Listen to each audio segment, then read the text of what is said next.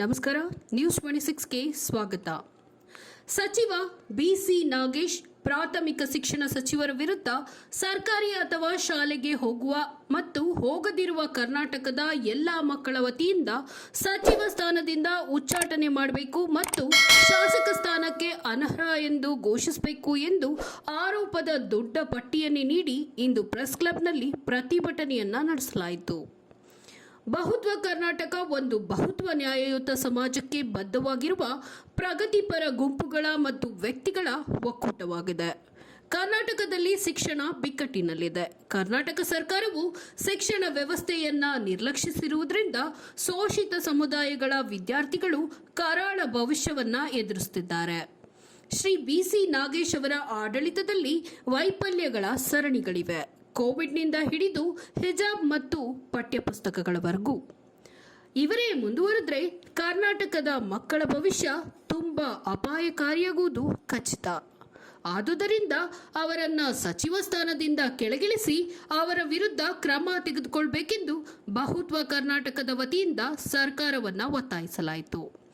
ಈ ಪತ್ರಿಕಾಗೋಷ್ಠಿಯಲ್ಲಿ doctor Prajwal Shastri, doctor Niranjanaradhya, ವಿವಿ, ಶ್ರೀ ಬಿಎನ್ ಯೋಗಾನಂದ, ಶ್ರೀ ನರಸಿಂಹಮೂರ್ತಿ, ಶಾಲೋಮ್ ಗೌರಿ ಹಾಗೂ ವಿದ್ಯಾರ್ಥಿ ಸಂಘಟನೆಗಳಾದ ಎಐಎಸ್ಎ ಹಾಗೂ ಜಿಐಒನ ಪ್ರತಿನಿಧಿಗಳು ಈ ಕಾರ್ಯಕ್ರಮದಲ್ಲಿ ಆಗಮಿಸಿದರು.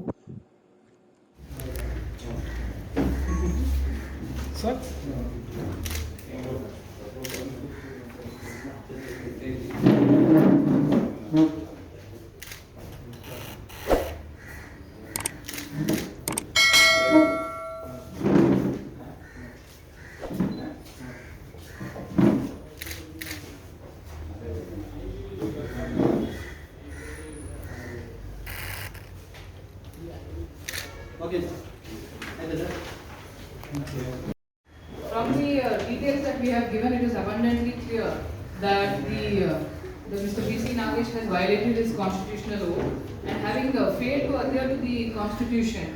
We demand that Mr. B.C. Nagesh should resign immediately and he must be disqualified as an MLA.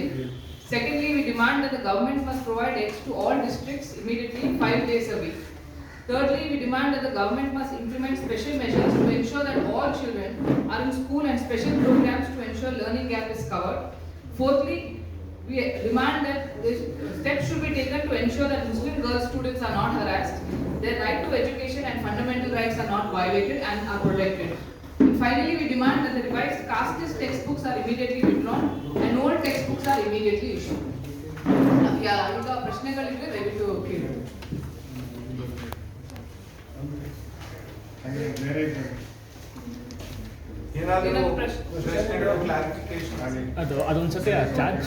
ಒಂದು ದೋಷಾರೋಪಣಾ ಪತ್ರ ಏನು ಸಲ್ಲಿಸಿದ್ದೇವೆ ಅದರ ಭಾಗವಾಗಿ ಸರ್ಕಾರಕ್ಕೆ 5 ಪ್ರಮುಖ ಅಂಶಗಳನ್ನು ಒತ್ತಾಯಿಸ್ತಾ ಇದ್ದೇವೆ.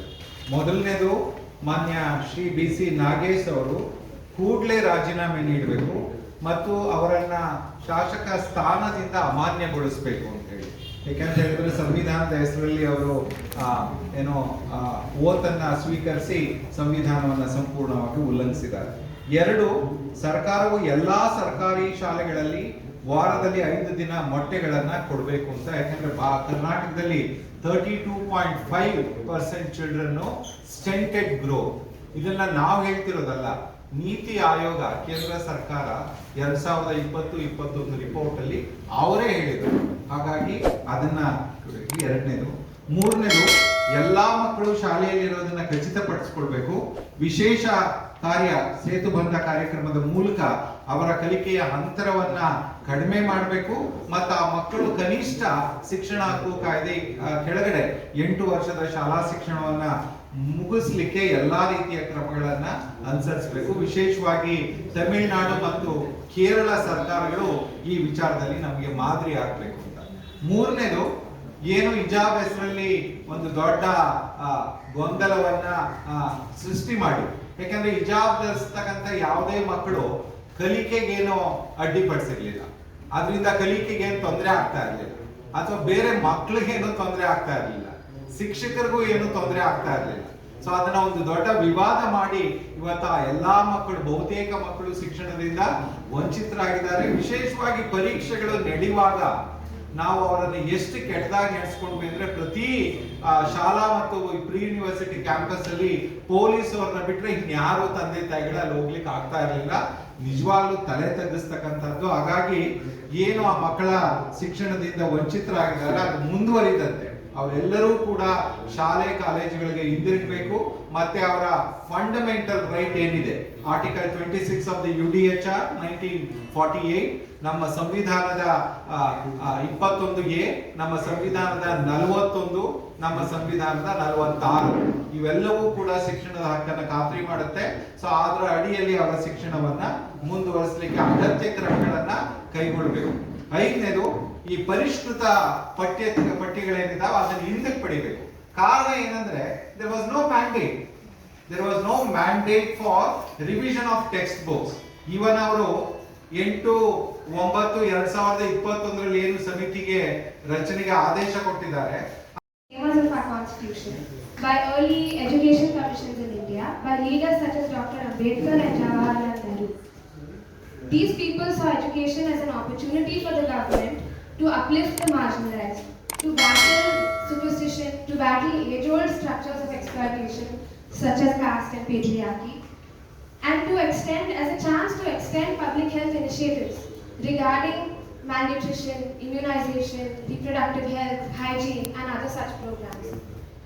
The NEP heavy emphasis on privatization and its complete silence on the RT, on issues of social justice, make it clear that the government is no longer interested or no longer thinking along these lines of education. It is granting institutional autonomy, always financial, never academic, encouraging foreign direct investment, and setting up and allowing for the setting up of foreign universities in India, despite all the talk of Atmanirbhar. And these are just a few examples of how it is changing the very idea of education in our country. What I'd like to conclude with is that this ministry is not merely failing its duties because of some kind of administrative or bureaucratic inefficiency. It is consciously dissociating itself from these duties. It is washing its hands off. As the student youth of this country, we refuse to accept this change in the nature of education, and we refuse also to stand quietly as the government shrugs off this responsibility to profit-driven corporations that we have no trust in. We will not allow for the progressive history of our state to be forgotten, and that is why we are here today. Thank you. ಮಕ್ಕಳ ಕೈ ಎಟುಕದೇ ಇರೋ ರೀತಿಯಲ್ಲಿ ಶಿಕ್ಷಣ ಯಾವ ರೀತಿ ಇಟ್ಟಿದ್ರು ಅದರಲ್ಲಿ ಗೊತ್ತಾಗುತ್ತೆ. ಹಿಜಾಬ್ನ ಒಂದು ಯಾವ ರೀತಿ ಇಶ್ಯೂ ಮಾಡಿ ಮಕ್ಕಳಿಂದ ಶಿಕ್ಷಣನ ಕಿತ್ಕೊಂಡ್ರು ಅದರಿಂದ ಗೊತ್ತಾಗುತ್ತೆ. ಮತ್ತೆ ಇವಾಗ ನಡೆಯುತ್ತಿರುವ ಕೇಸರೀಕರಣದಿಂದ ಅವರ ವರ್ತನೆಗಳು ಗೊತ್ತಾಗುತ್ತೆ. ಆದ್ದರಿಂದ ನಾವು ವಿದ್ಯಾರ್ಥಿಗಳು, ಯುವಕರು ಏನು ಹಕ್ಕೊತ್ತಾಯ ಮಾಡುತ್ತಿದ್ದೇವೆ ಅಂದರೆ, ಸಚಿವರಾದ BC ನಾಗೇಶ್ ಅವರು ತಕ್ಷಣವೇ ರಾಜೀನಾಮೆ ಕೊಡಬೇಕು. ಇದರ ರೆಸ್ಪಾನ್ಸಿಬಿಲಿಟಿ ಅವರು ತಗೋಬೇಕು ಅಂತ. ಆಯ್ಕೆಯಾಗಿ ಬಂದಿರುವ ಪ್ರತಿನಿಧಿಗಳು ಒಂದು ವಿಷಯನ ತಮ್ಮ ಗಮನದಲ್ಲಿ ಇಟ್ಕೊಬೇಕು ಅಂದ್ರೆ, ಅವರು ಜನರ ಪ್ರತಿನಿಧಿಗಳು. ಅದನ್ನು ಕೇವಲ 1% ಕ್ರೀಮಿ ಲೇಯರ್ ಏನಿದ್ದಾರೆ, ಕೆನೆ ಪದರ ಏನಿದೆ, ಅವರನ್ನ ಇವರು ಪ್ರತಿನಿಧಿಸೋದಿಲ್ಲ, ಇಲ್ಲ ಯಾವುದೇ ಹಿಂದುತ್ವ ಗುಂಪುಗಳನ್ನ ಪ್ರತಿನಿಧಿಸೋದಿಲ್ಲ. BC ನಾಗೇಶ್ ಅವರು ಶಾಸಕರು ಏನಿದ್ದಾರೆ, ಸಚಿವರು, ಅವರು ಇದನ್ನು ಮರೆತು ಅವರ ಅಜೆಂಡಾ ಪುಷ್ ಮಾಡಲು ವಿದ್ಯಾರ್ಥಿಗಳು, ಯುವಕರ ಜೀವನ ಏನಿದೆ ಅದನ್ನ ಒಂದು ಲೈನ್ ಅಲ್ಲಿ ತಂದಿಟ್ಟಿದ್ದಾರೆ. ಅದನ್ನ ಒಂದು ಕಠಿಣ ಪರಿಸ್ಥಿತಿನಲ್ಲಿ ಇವರು ತಂದಿಟ್ಟಿದ್ದಾರೆ. ಚುನಾವಣೆ ಮುಗಿದ ನಂತರ ಅವರ ಕೆಲಸ ಮುಗಿದು ಹೋಗಿದೆ ಎಂಬ ರೀತಿಯಲ್ಲಿ ವರ್ತಿಸುತ್ತಿದ್ದಾರೆ. ಚುನಾವಣೆ ನಂತರನೇ ಅವರ ನಿಜವಾದ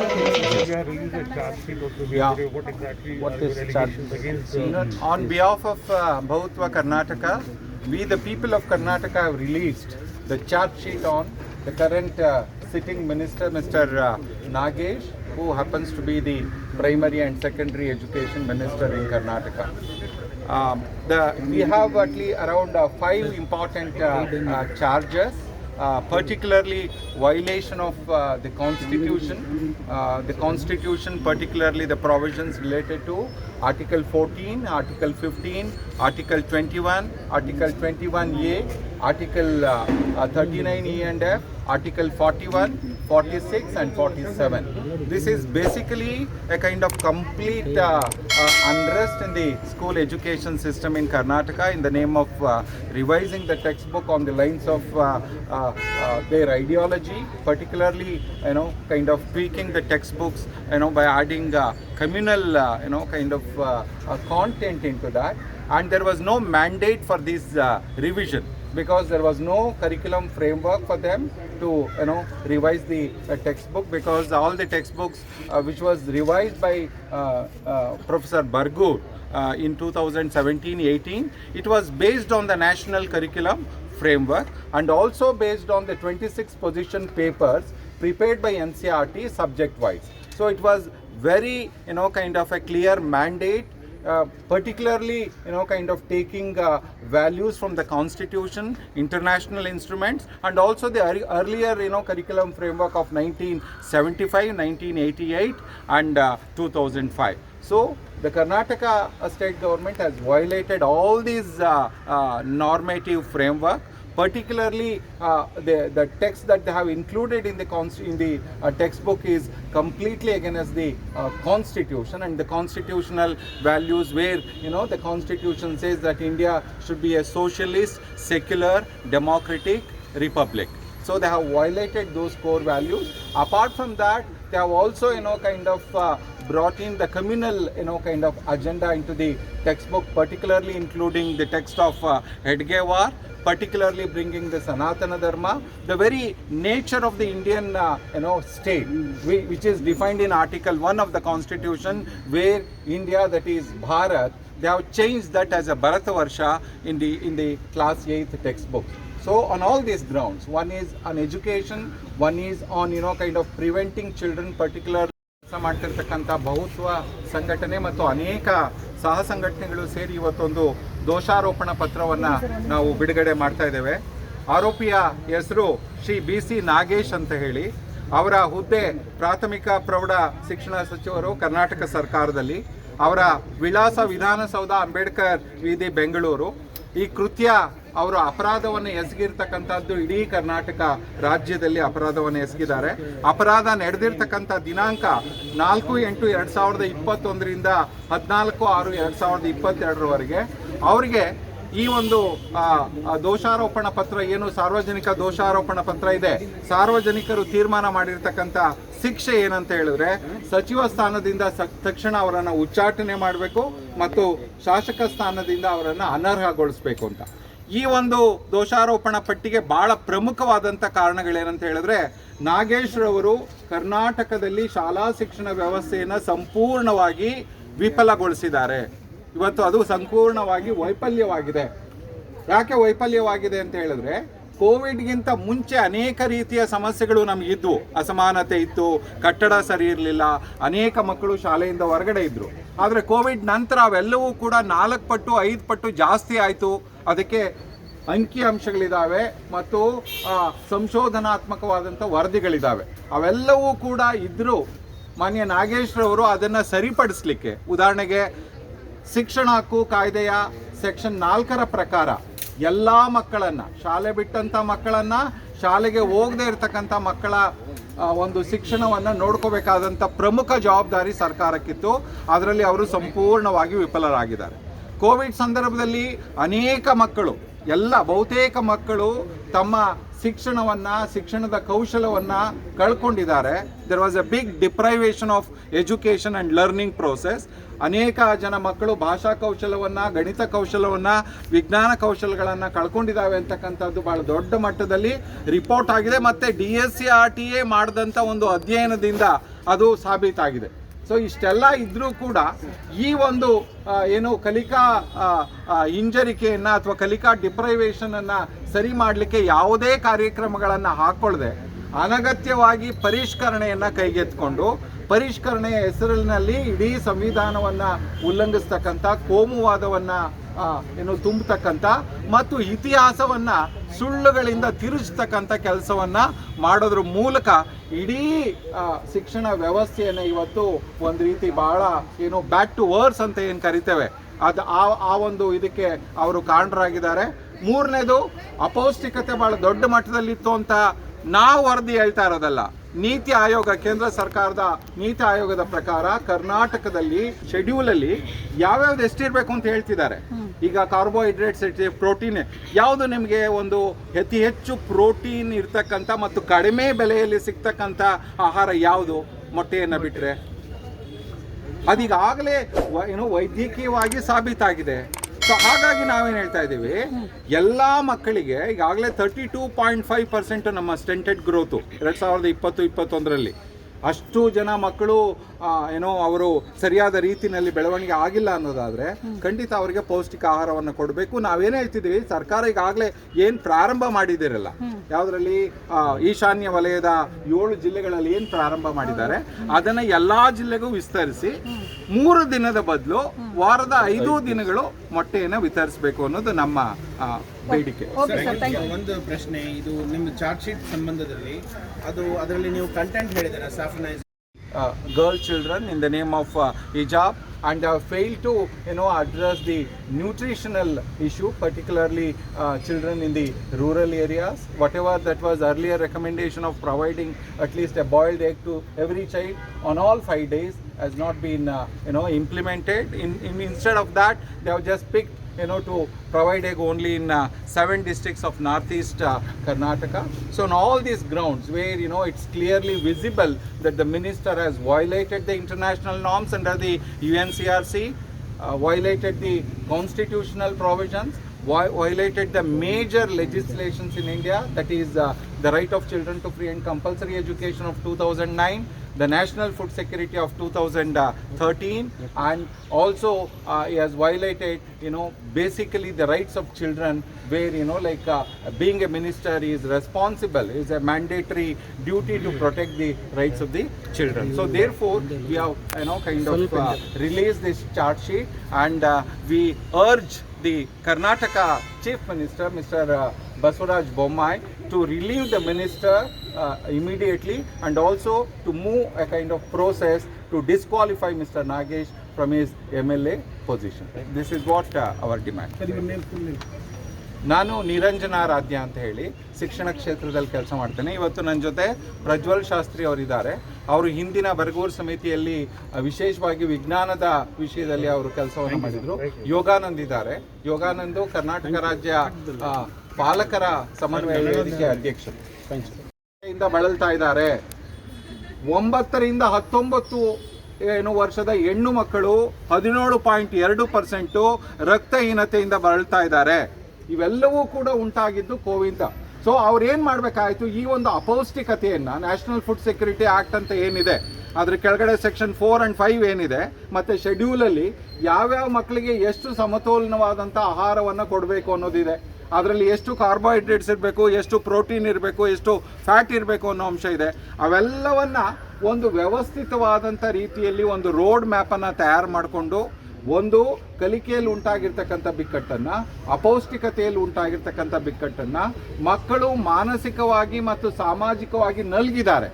there is emotional and social wellbeing ಏನಿತ್ತು ಅದು ಸಂಪೂರ್ಣ ಮಕ್ಕಳಿಗೆ ತೊಂದರೆ ಆಗಿದೆ.